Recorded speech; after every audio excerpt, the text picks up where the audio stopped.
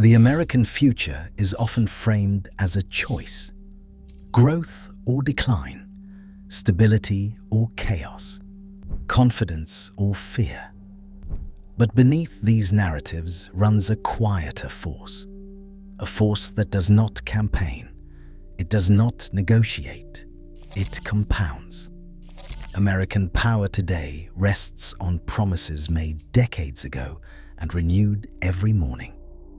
Promises written in bonds, promises priced in interest, promises that assume tomorrow will always be large enough to carry yesterday.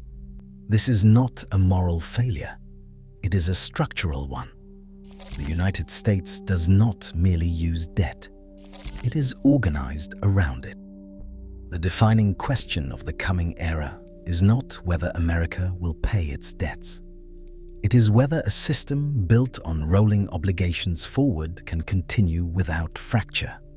Not collapse, not default.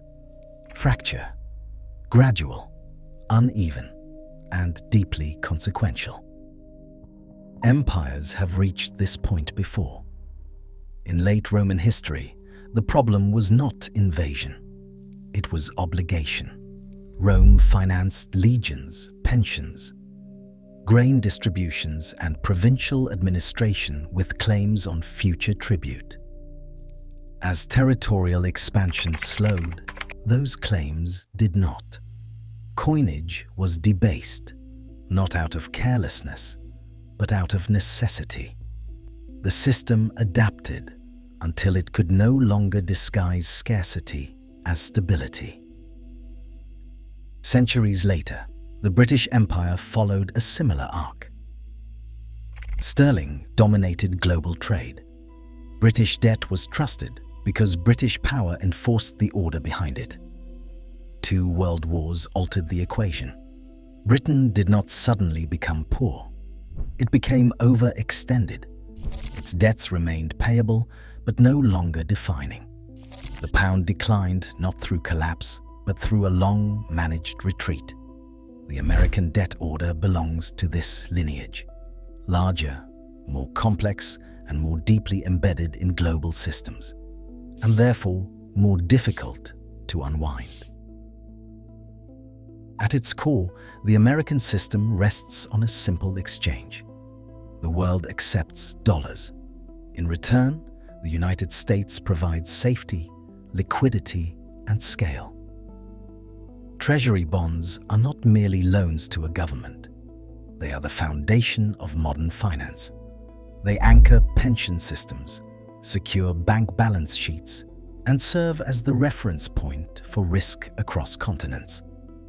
This arrangement functions only if 3 conditions hold. The dollar must retain purchasing power. Treasury markets must remain liquid enough to absorb constant issuance. And confidence must persist that the United States will always honor its obligations in nominal terms. For decades, these conditions reinforced one another. Trade deficits sent dollars abroad. Those dollars returned as demand for treasury debt. Foreign central banks accumulated reserves not from admiration, but from necessity. No alternative offered comparable depth, reliability, or legal infrastructure. Debt expanded. But so did the belief that American debt was different. Not dangerous, not political, structural. That belief turned debt into power. By issuing the world's primary reserve asset, the United States gained extraordinary flexibility. It could sustain persistent deficits without triggering currency collapse. It could respond to crises by expanding balance sheets. It could finance wars, stimulus, and bailouts in its own unit of account. Debt ceased to be a burden and became a tool, and tools are used. Over time, this tool reshaped incentives. Fiscal restraint weakened. Political compromise grew more difficult. Programs once described as temporary became permanent. Obligations accumulated quietly. Social security, healthcare, defense, interest. The system did not resist this expansion. It rewarded it. Each crisis justified greater issuance. Each intervention deepened reliance on federal support. The debt ceiling became ritual. Markets learned that limits would always be lifted because the alternative threatened the system itself.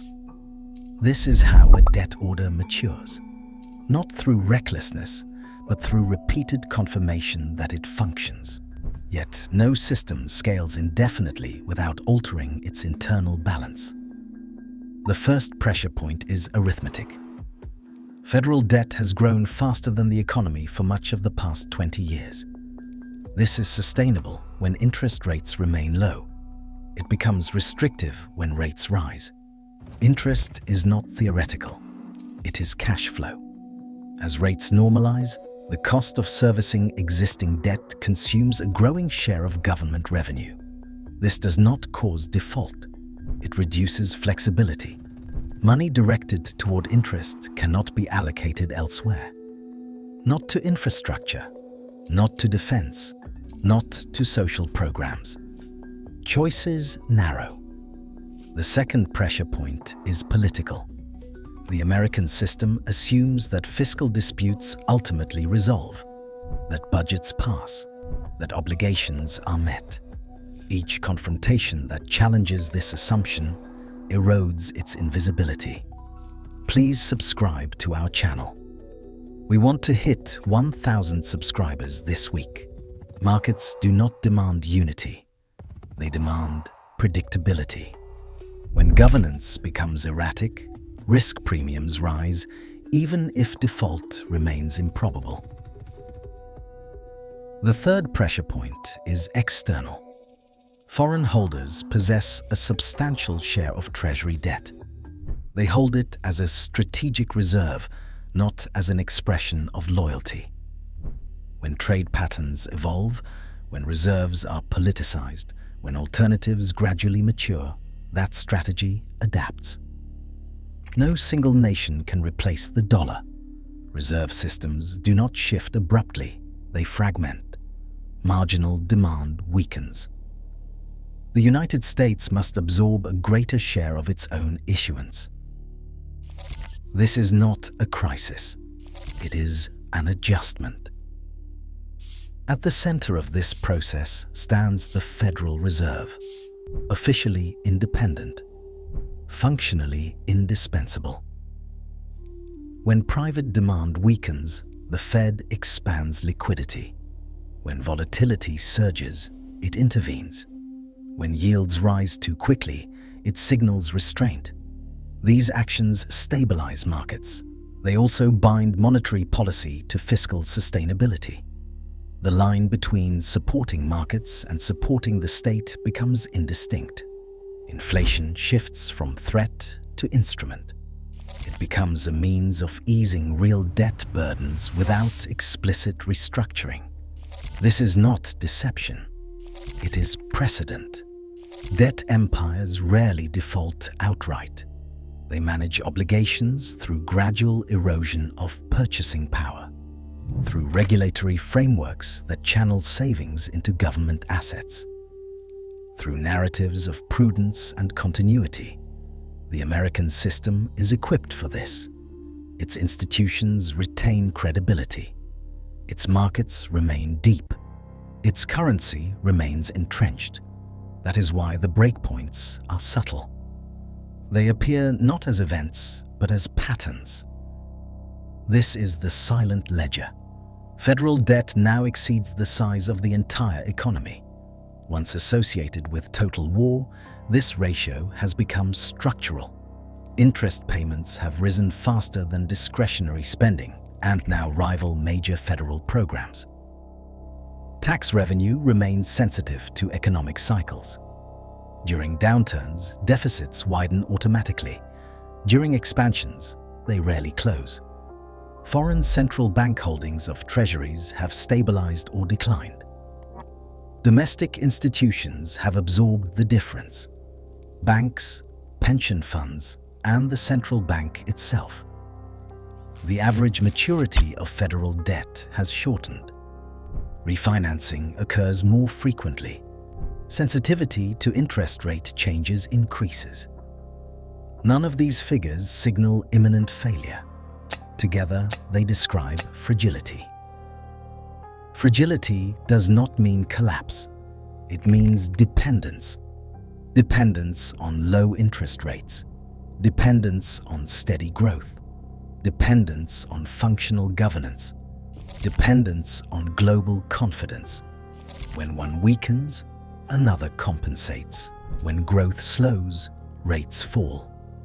When politics deadlock, monetary intervention expands. When confidence wavers, narratives adjust. This is adaptive capacity. It is also cumulative strain. Over time, the measures required to preserve stability grow larger. Interventions normalize. Emergency tools become permanent features. The system grows less tolerant of shocks. What distinguishes the American case is scale. There is no external anchor, no superior balance sheet waiting to assume the role. The dollar system is global. Its adjustment reverberates globally. As the United States manages its debt, capital flows shift. Exchange rates move. Other states respond. Some diversify. Some align. Some resist. Domestic policy choices generate international consequences. International reactions feed back into domestic stability. The debt order becomes self-reinforcing.